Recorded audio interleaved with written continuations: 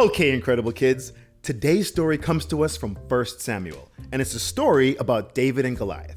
Now, David was the youngest of his brothers. While they were tall and handsome warriors, David was a shepherd who liked to look after sheep and play his harp. Hey, what's wrong with a little harp music? I didn't say anything was wrong with it. I just said he liked to play his harp. And I'm handsome too, right? Yes. David was also very handsome. Thank you. Okay, you could keep going. Thank you, sir. So, the very handsome David did a really good job looking after those sheep. But most important of all, he loved the Lord with all his heart. David trusted God. Yeah, don't worry, guys. I may be a little shepherd, but I've got a big God to help me. Even if there's trouble, we're gonna be A-okay. Okay, so one day, David's brothers were out fighting the Philistines, but the Philistines had a secret weapon.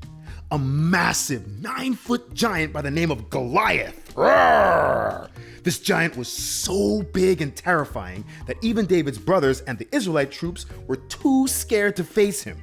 Goliath would come out each day and say to the army, "Choose any one of your best men to face me. If they can beat me, then we will all become your servants." Roar! Oh boy, talk about a mountain of problems. I know, right? One day, when David was visiting his brothers on the front line of the battlefield, he heard Goliath telling the Israelite army to choose one of your best men to face me. David said to one of the troops, Well, this guy talks a lot of smack. Why doesn't anyone do something about it?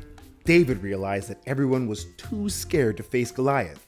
But David trusted God, and he knew that even though Goliath was big and strong, he couldn't be bigger and stronger than God. Well, he doesn't scare me.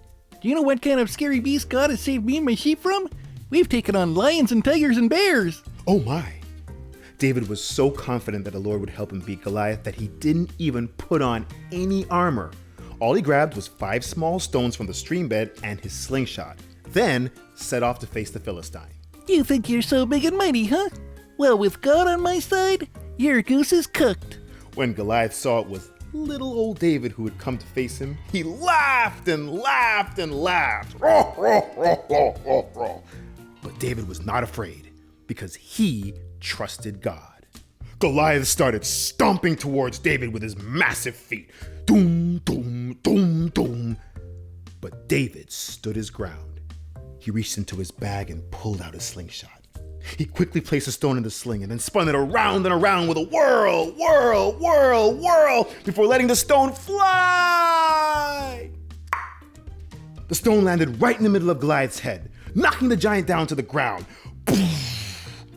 When the Israelites saw that David beat Goliath, they all started cheering and they ran the Philistines all the way back to Gath. Hip hip hooray! See, the cool thing about this story is that David was just a kid, like you.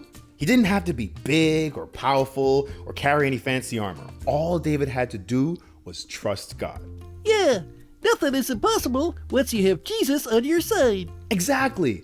No matter how big or scary things might seem, you never have to worry.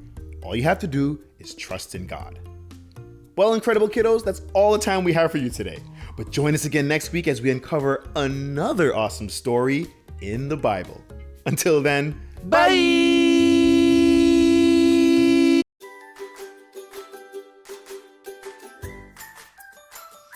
Hey C3 kids, it's memory verse time, so get up, and let's go. This memory verse is taken from 1 Timothy 4 verse 12. 1 Timothy 4 verse 12.